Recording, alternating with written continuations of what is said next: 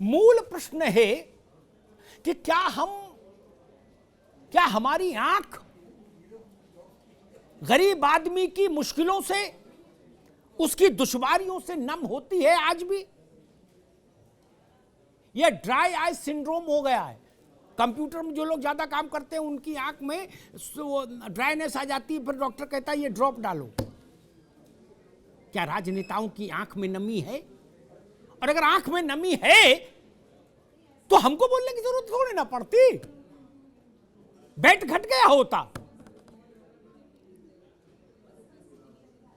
और एक बात कहूं, बात कड़वी हो जाएगी लेकिन कहना बहुत जरूरी है। मैं जब पत्रकारिता के आरंभिक काल में था, 90 का दशक, तब से मुझे याद है, अब भी वही होगा।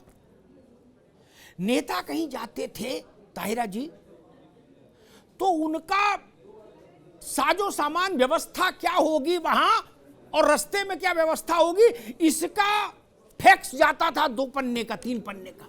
क्या भारत जैसे गरीब मुल्क में उसमें मालूम क्या लिखा जाता था?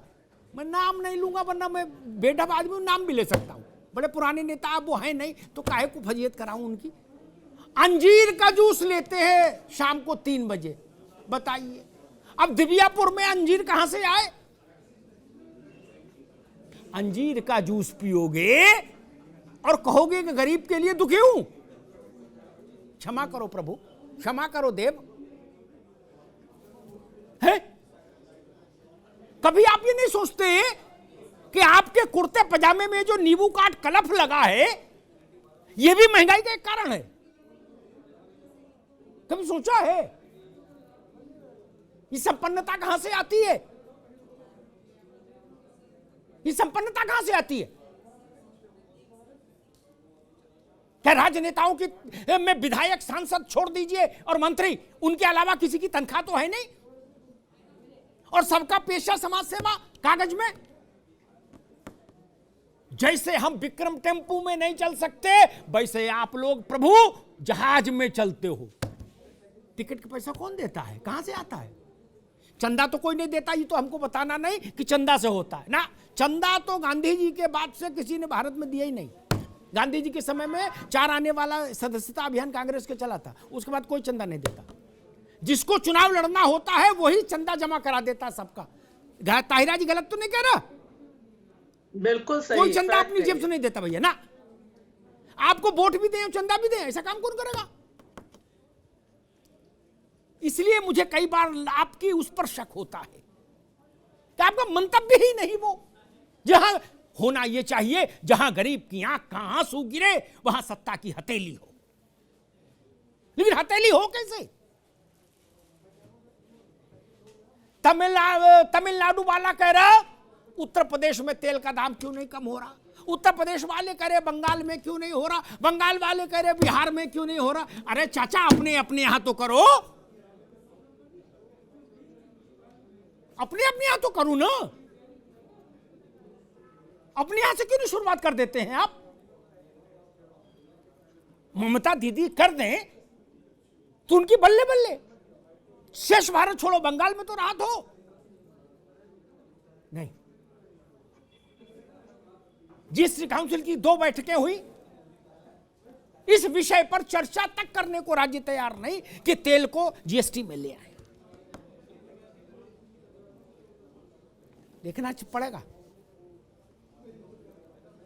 शराब का दाम आप बढ़ाते हैं, हमें कोई ऐतराज नहीं होता। सिगरेट के दाम से आप राजस्व भरिए, कोई ऐतराज नहीं। लेकिन टमाटर से राजस्व भरेंगे क्या? नहीं ना। पेट्रोल डीजल से राजस्व भरना चाहते हैं तो यह रास्ता ठीक नहीं। एलपीजी के सिलेंडर से अगर राजस्व भरना चाहते हैं तो यह रास्ता ठीक नहीं। आप हीरे मोती पर टैक्स बढ़ाइए, कोई दिक्कत नहीं। कौन गरीब खरीदने जा रहा हीरा?